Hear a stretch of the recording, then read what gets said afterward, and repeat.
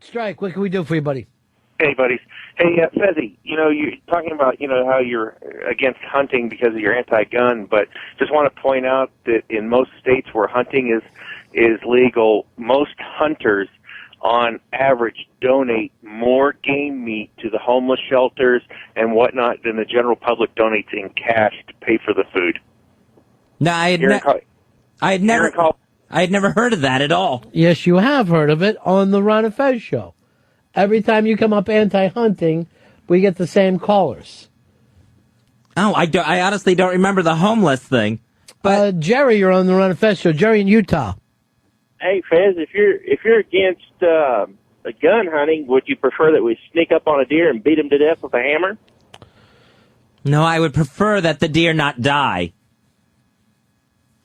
How about cows? You don't want them to die? Well, cows, I'll be honest there, we have to eat. Well, what does it matter what you're eating?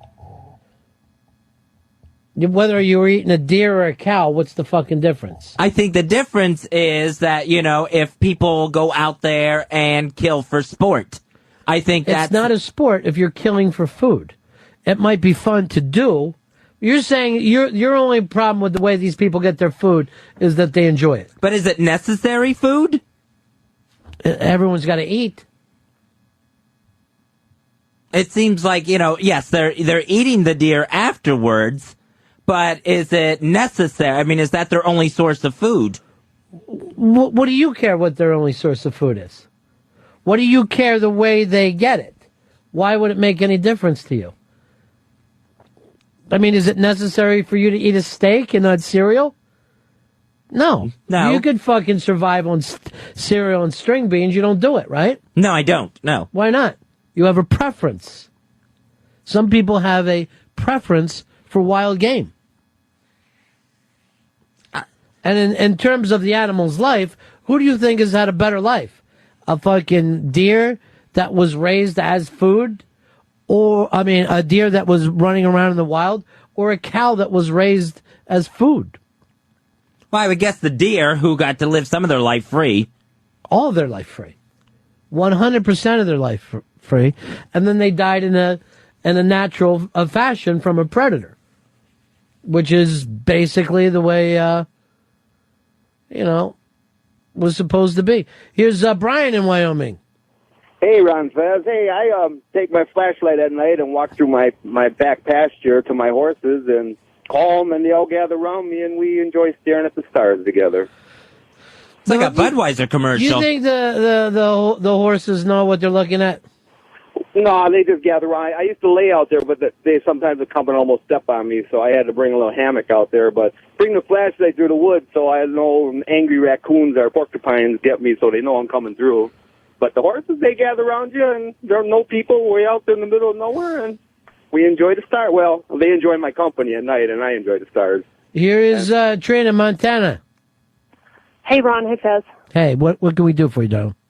Hey, I got the best place because in the summertime, it's nice and warm here. We got a little lake south of town. It's got a little beach. You can hang out. My neighbor's got cows right across the fence, so there's your money, right? Right, I'll do a little rustling. Yes, I got a little pack of deer that come through the yard every now and then. Now, do you hunt at all?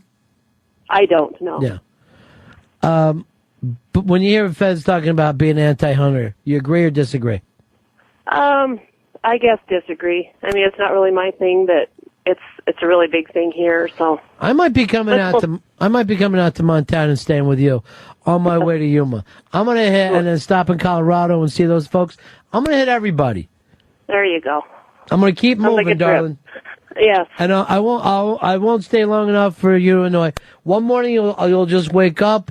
I'll be gone. Your TV set, some of your valuables, and I'll be on my way. And you're like, I would like to do this.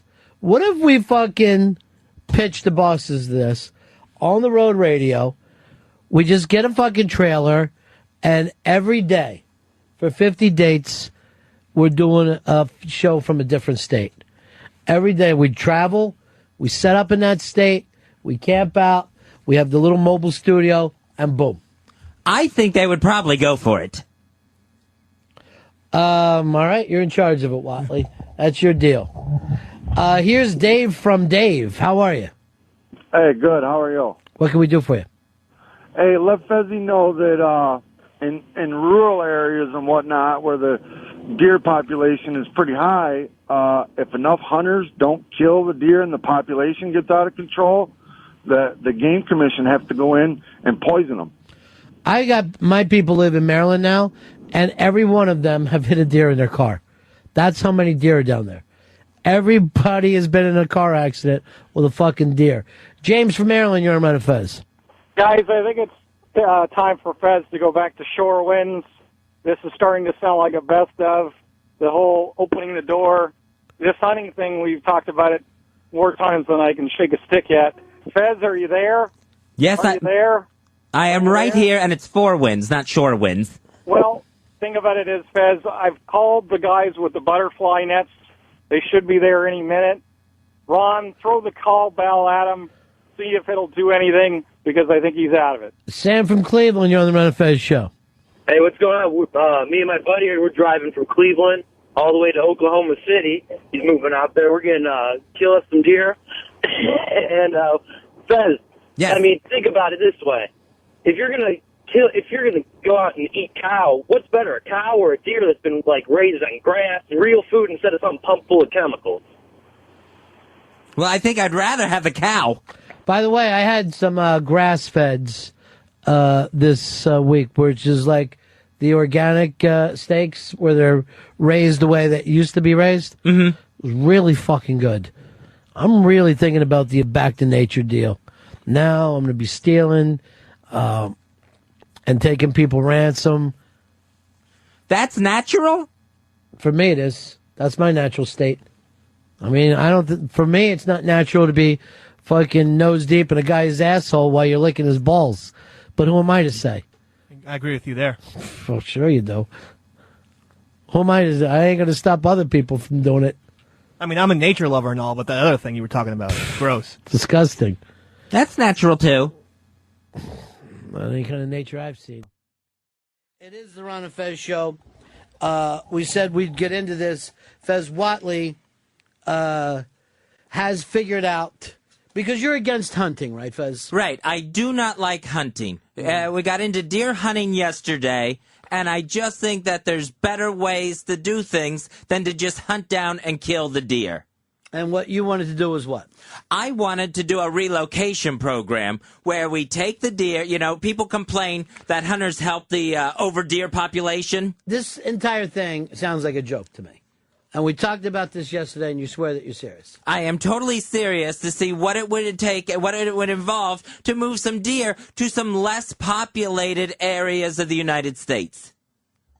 And the reasoning being what? Well, then the deer could be alive and out in the forest, where there is forest. They wouldn't have to be hunted down, and then we wouldn't have the deer overpopulation problem. And what do we get out of this, the citizens of the United States? We would get less deer accidents on the highway, less deer encroaching on, neighborhoods. Well, we could do that by just allowing the hunting. We already have that. So we already get this thing that you're asking for. And the citizens of the United States take care of this themselves. Well, this would be a way to not kill deer, to not have deer blood on our hands. So you feel that somehow our karma is bad with the deer blood? Yes, that we're out there slaughtering deer. Mm-hmm. When maybe the idea is to just get them out of some populated states and get them into some less populated states. And what about the people who eat deer? What do they get out of it? Less deer meat? Well, yeah, they would have less deer meat. I think that's not a positive. No, but I think, because I'm not going to move all the deer. So you can still hunt them? Well, I would really like to get rid of that altogether. I mean, that's not what I'm talking about. What do the people who go out, they buy a license, a hunting license for 100, 100 quarter, 150, whatever it happens to be. Guy shoots a deer. He's able to feed his family, venison, sausage, whatever he happens to get out of it, bacon, throughout the country, throughout the winter, and it only costs them that $100 and so. Well, then maybe I don't know if we could go into commercial deer meat or something like that. So you now want him to buy his deer meat at the store? Well, I don't see where deer meat is so necessary. Maybe there could be a program where they get some beef instead. It's Since we're already killing cows. But I don't understand. So now you want them to get free beef? Yeah, maybe you get you get some for your hunting license. You get some beef in exchange for that. All right, so you could put in a freezer like you would your deer meat. So you go out and you get a hunting license. You take the hunting license to the store, and the store gives you free beef and sausage and bacon all year. Well, it would be, you would have to prove how much deer meat you were actually bringing in. Who do you prove that to? You would have to prove it to the state, and then the state would probably give you some sort of certificate to get some beef. Okay. So the state now will buy us free meat, which is very exciting for you communists out there. You will show up with a certificate, and you will get free meat from the state. State of Delaware, Pennsylvania, Maine will now be in the handing out free meat certificate games. All right. So we got that taken care of. You people, although you won't be getting venison, you will be getting more beef. Yeah, you will get your meat. Mm-hmm. It just won't be venison because we're moving most of the deer out of there. All right. So to a level of where they're not a problem anymore, Ron. Okay. So and then those people that used to hunt will now be getting free meat. All right, so we got to figure out what it's going to cost the states, governments now to hand out all free meat. We're in the free meat business. Yeah, that part I didn't cover so far in my pricing because I hadn't thought about that. Mm-hmm. What I studied on is what we talked about yesterday, where the deer are being moved from, where the deer are being moved to, right, and the expense of it. Okay. All right, so what I did was I found out the three, and this is just a start to see if this thing even works. Mm-hmm. So I found... Oh, I can already end it, then it doesn't. Well, we have to see. I'm basing it on free meat alone. The free meat alone is going to be so expensive for our government it's already in trouble. So what I did was I found out the states where there are the most deer accidents, like deer on the highway, deer car involvement. Because it seems like that's where the biggest deer population problems are. Or there's just happen to be a lot of humans there. So it's Pennsylvania, Michigan, and Illinois. Wow. So what I did was I found out the deer population. Because it seems to me one of the places we should be moving these deer is Michigan. Well, Michigan, they have 1.8 million deer right now. Mm-hmm. They said if they could get rid of 200,000... that would solve their deer problems. That would be the optimum deer population for their state. Okay. So Pennsylvania's right there, too, with about 1.8 million deer, from what I read. I had no idea there was that many deer. Yeah, me neither. Right. I had no idea it was going to be this much. So I've got those states, Pennsylvania, Michigan, and Illinois, moving 200,000 deer. Each. Out of each state. Right. So then I had to figure out where to put them. Right. And so I went to our least populated states, going by the logic that there would be more open space, more open forest for deer. Well, all right, what are these states? What you have is Wyoming, Vermont, North Dakota, Alaska, and South Dakota as our least populated states. Well, first of all, I know that Vermont already has a deer problem, though. Right. So what I did was, and just so everyone can act like I'm not hedging prices here or something. Right. I found out, I went the most expensive route. Okay. So what I did was I came up with relocation figures for moving deer from those three states to Alaska. Our biggest state, one of our next to least populated state. Mm-hmm. So then what I did was there wasn't a lot of figures on what it costs to move a deer. Right. So so instead of even going cattle moving. You know why there's not a lot of figures on moving a deer? Why is that? No one's going to do it. Yeah. No one has ever thought, I need to relocate a deer. So I just checked on what it costs to move a horse. Okay. Because I figure, all right, see, I figure that was even more expensive than moving cows. Wait a minute, what about this? What if we put saddles on horses and sell them to deer and sell them to little girls? Imagine them trying to hold on to a deer when it fucking takes off. So what I found out, I checked some different figures on what it would cost to move a horse. Right. The high end on that was $5 a mile to move a single horse. Right. So then what I had to do was figure out how many miles it is from Pennsylvania to Alaska, Michigan to Alaska, Illinois to Alaska. Right.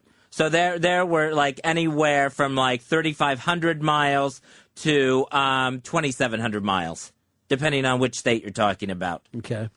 So I did that figure, so $5 per mile for each state, and then times 200,000 for those deer. To move the deer population of Pennsylvania to Alaska, $3,519,000,000. From Michigan to Alaska, $2,767,000,000, and from Illinois to Alaska, $2,972,000,000. Well, I hate to help you. Uh-huh. I don't see why would we be moving these deer one at a time. It just seems like we could get a big truck and stuff it full of deer. Well, see, I still figure that it would still cost about that, even if you had them all on as many on a truck as you could. Yeah, I don't know where that logic's coming from. And can't you cut the $5 in half? Because I think there's 2 deer to every 1 horse. Horse is much bigger than a deer. So you could really shove a bunch of deer in there if you put them balls to asshole. So my total figure for those 3 states to take care of their deer problem, $303 billion. $304 billion, close to that. And that is how much? $304 billion. Yeah. First of all, those have got to be the worst fucking figures ever.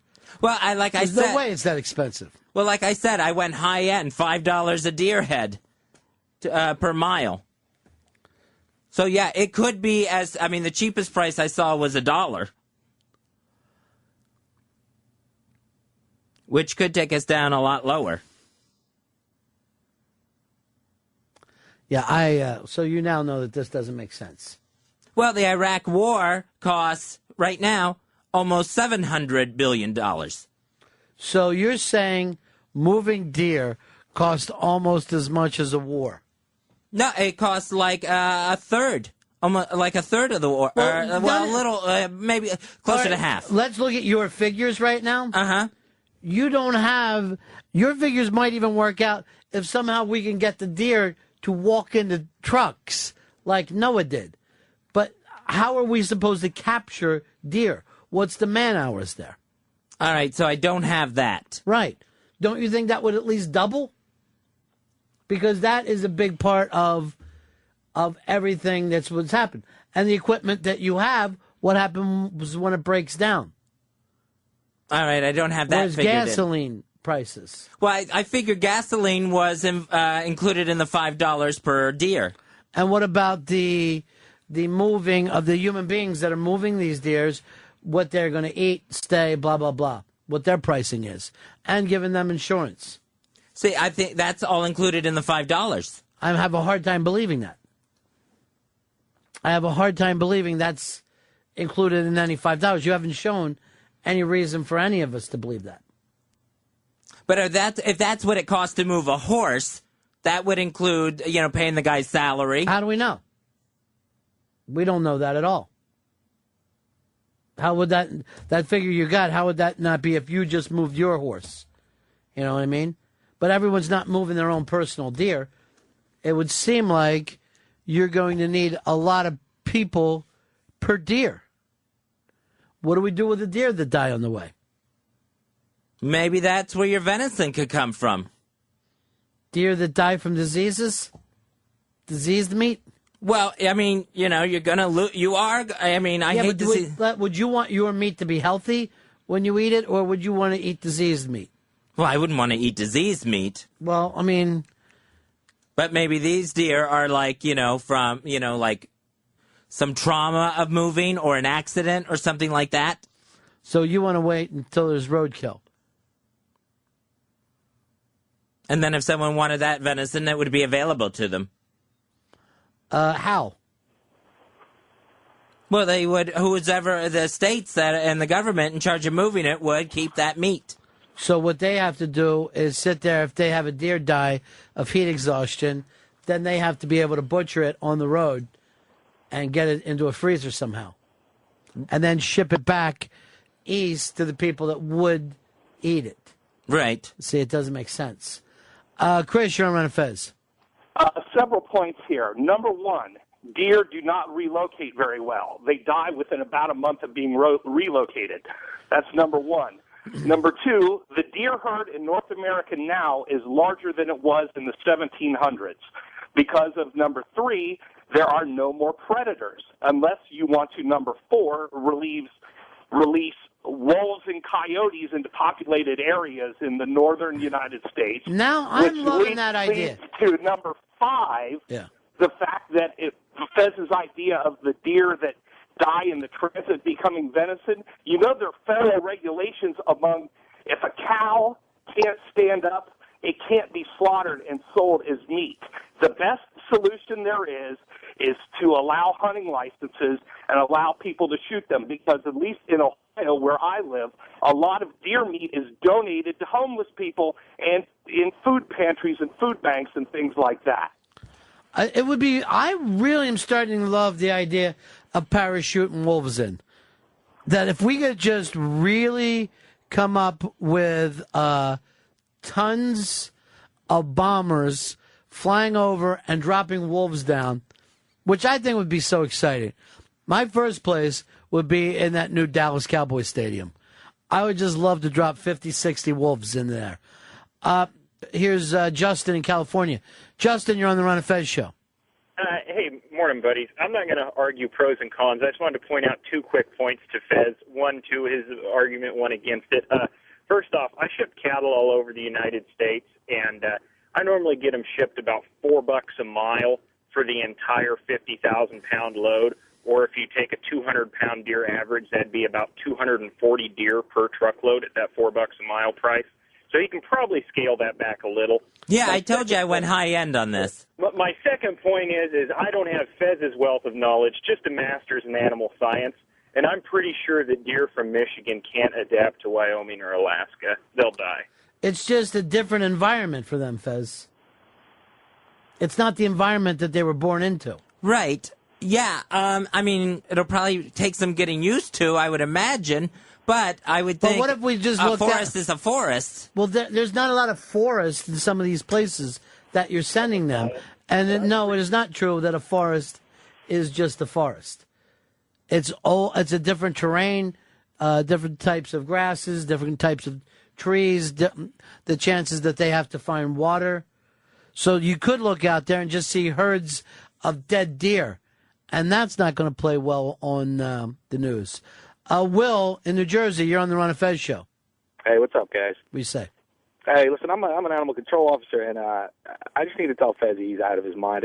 Even if what he says is even possible to do for getting money and all that stuff, how do you plan on rounding up all these deer and getting them onto trucks? If you've ever tried to deal with a single injured deer and try to tranquilize it, it takes a bunch of guys tracking the thing through the woods just to get down a single deer that has an injured leg and get a cop who's able to shoot a tranquilizer dart into it. How do you plan on rounding up 200,000 deer, Fez? Well, it would take some man hours. Man hours? It would take thousands of people. When I was a kid, I was at this thing where the guy used to feed deer, and you could pay money to go out there. And he pulled his pant legs up, and he was just so scarred, believe it or not, from being kicked by deer. It's like getting kicked by a baseball bat with razor blades on it. Absolutely, you don't want to get anywhere near a big buck. He will tear you to pieces. Isn't that? I mean, you don't assume that, Fez, but if you yourself. If we had a deer in here and tried to just like physically take him down, we could get fucking killed by a deer. Without a doubt. It's not like kittens or something that you kind of have it in your mind. And then again, I don't know what we get out of this at the end. I don't understand what the benefit is to the United States of America. Here is Buck. Buck in New Mexico. You're on the Ron and Fez show. Hey, I want you to know, Fez, too, when you take and you overpopulate now these areas with deer, you weren't going to be able to sell the federal leases for these cattle to go graze. So your summer range where you put all your mama cows to have their baby calves and then they raise up for you to eat, they aren't going to be able to go out there. So now you're going to need twice as much hay because you're going to have to hand feed your cattle all year. So now your price of beef is going to go through the roof. And the second point is, have you ever heard of chronic wasting disease and in the deer population and elk population out here? No, I haven't heard that. It happens because of overpopulation. Just like when you get mice or rats and you get too many of them together, this disease pops up to help naturally thin the herds, and it's a very awful disease to watch a deer die from. It basically attacks their brain, and their brain swells in their head, and they die. And when you overpopulate it in one area with deer, that's what's going to happen. So even if you could get them all there, then they're going to end up killing and dying of disease amongst each other. So I just don't think it's a good idea, buddy. You're really trying to wrestle nature here, Fez. Mm-hmm. And the nature is that these deer need a predator. And we've taken away their predator, and we need to be the predator. Well, I've also, when I was doing research for some of this stuff on relocating deer, I found some things where hunting actually is not good for controlling the deer population. Talk to me about it. Where during the hunting season, that's when there are more deer accidents on the highway because more deer are frightened from the gunshots and the hunters, and they're taking off into more populated areas. So there's more accidents during hunting season. That's not peeling back the population. That's totally different. Yeah, but this is where hunting isn't any good. No, hunting is good. And peeling back the population, it absolutely is. And hunting actually increases the population in some areas. Well, explain that to me. Because when the hunters knock off the deer and they thin out the herd, there's more food for the deer to eat, and that stimulates population. That means even more babies are being born. Okay. More baby deer. That one makes a little more sense to me. Here's Phil. Phil, you're on Ron and Fez. Hey, Ron Fez. I'm from Minnesota, and last year I had 3 deer licenses, 1 buck and 2 female, 1 permit and 1 bonus tag. Now, in the Twin Cities, Minneapolis, St. Paul, they have a special sharpshooters for archery for overpopulation. That's how we control it in our, city areas. We have the DNR in our cities have special lotteries and special tags for thinning out the population. And that's what I believe that maybe the East Coast should look into. Well, it's I gave you the thing on hunting increasing the population, but here's another thing too, where it's the landscaping of the suburban areas that are attracting the deer. So no matter how much hunting is done, more deer are going to come into suburban areas until some of the landscaping is changed that corrects it. Explain the landscaping problem. There are certain plants and flowers that attract the deer that are used in landscaping, like tulips and rhododendrons. Right, so this would be great to be sitting in your backyard with a rifle. And when they come in to eat that, bam, you drop that fucker. But they wouldn't even show up if people didn't have these deer-attracting plants and bushes and shrubs in their yards. So we could change that, and because all the hunters keep telling me it's to control the population from them coming into suburban areas and causing accidents and attacks. That's one fucking reason. Attacks, I don't know about. I don't know if we're dealing with a big attack problem, but there are a lot of accidents. Here is Matt in Virginia. Matt, you're on Ron and Fez. Yeah, Fezzy, I'm a wildlife biologist. There was a study up in Northern Virginia. It cost about $1,800 to trap and relocate a white-tailed deer because you can't hunt in those urban areas. Mm-hmm. And the second thing is you can't relocate deer because there are state laws that forbid it because they can spread chronic wasting disease and brucellus. And the third thing is when you're talking about deer moving during the hunting season, well, that's also their mating season called the rut. So that's when they tend to move a great deal more than during the rest of the year. So that could also be a reason why there's so many active. Here is John in Texas. John, you're on Fez. Hey, Fezzy, it's simple economics. $300 billion as compared to $1 bullet on 200,000 deer. That's, good economics. It's easy. Simple. Hunting's cheaper. Chuck Wagon, you're on the Run of Fez show.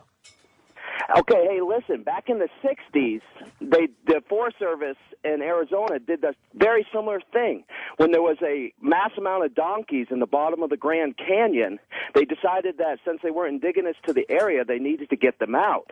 So they hired a man to go down, rile up all these donkeys and bring them out. And he'd bring them out, but then he'd chuck them all the way back around the Grand Canyon and push them back down in the canyon.